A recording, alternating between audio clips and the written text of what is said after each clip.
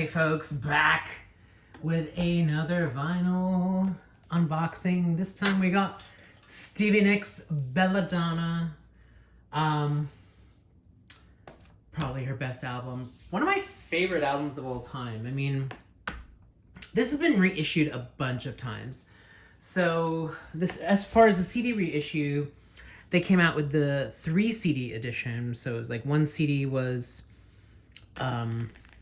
the album, and then the second CD was like outtakes, demos, and soundtrack contributions, and then third CD was the live CD. There is a live recorded concert of this, which I have on VHS, but like it's never been issued on DVD. But the vinyl has been reissued in several formats. First in 2016, just a regular 180 gram vinyl, which is what this is. And then for Record Store Day, I believe in 2022, they had the 2 LP version, which was the first LP was basically this. And then the second LP was the outtakes and demos that were also in the 3 CD reissue. And then confusingly, like they came out with one version that was like the 10-track album, but spread across 2 LPs. So, and the LPs were like blue. But like, why would you do that? I mean, it's not even that long of an album. It's 10 tracks. Like what? So like 5 tracks on one LP and then 5 tracks on the other LP. So yeah, I actually saw this at my local record store the other day for $6, like an original copy from 1981, but it was so scratchy and just not worth it. So I sprung for the 2016 reissue right here. Sorry about the glare. So yeah, this is nice in the plastic, coming out of the darkness. Yeah, this is the one that's got Edge of 17, Stop Dragging My Heart Around, Leather and Lace, Tom Petty, Don Henley, members of the Heartbreakers, members of the E Street Band. Yeah, so let's get her open.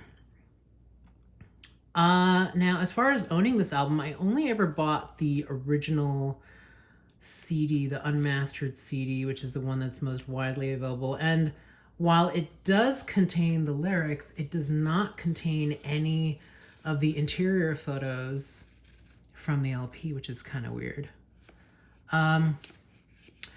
But honestly, like, you know, yeah, Belladonna is her best album, hands down. Like, if you can only own one Stevie Nicks album, it has to be Belladonna.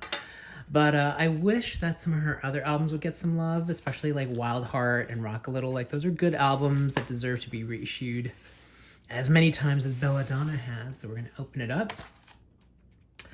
And yeah, it's basically, it's exactly the same as the original issue. In fact, I don't think, even if you look at the back, there's no... Oh yeah, it is copyright 2016, so they did change the copyright date, but like as the interior looks exactly the same, and you got this lovely photo of Lori Perry Nicks and Sharon Ceylani, who are Stevie Nicks' longtime backup dancers. I mean, backup singers. They don't really dance. Yeah. So here we go. It's this is a really interesting album because it's basically, this was originally meant to be like a side project, and then her solo career became her like main thing. Tracks like you can hear amazing demos of like Highwaymen, Belladonna. Think about it. There's actually a demo that was recorded by Fleetwood Mac. Yeah, and then you got all the lyrics, her tambourine, and whatnot. Let's look at the LP. Now, as usual, I cannot play the LP on YouTube or whatever platform you're watching this on because of copyright issues. I don't want the algorithm to get me. Whoa, you guys, this is like a heavy record. This is heavy. Oh, look how clean and like beautiful it is. It's like Virgin Snow, but it's black. Yeah. Here we go. We got the Modern Records was actually like a record label they made especially for Stevie Nicks, which is crazy to me. But yeah, the copyright date is different on the label. That's the only thing that looks different. 2016, 1981. Something like this, like, you know, I don't think has a lot of collector's value because it's been reissued now so many times. So if you get a copy, just like open it up and enjoy it. You know, I really hope they do her other albums, especially Wild Heart, especially Rock a Little, because those are some really great albums.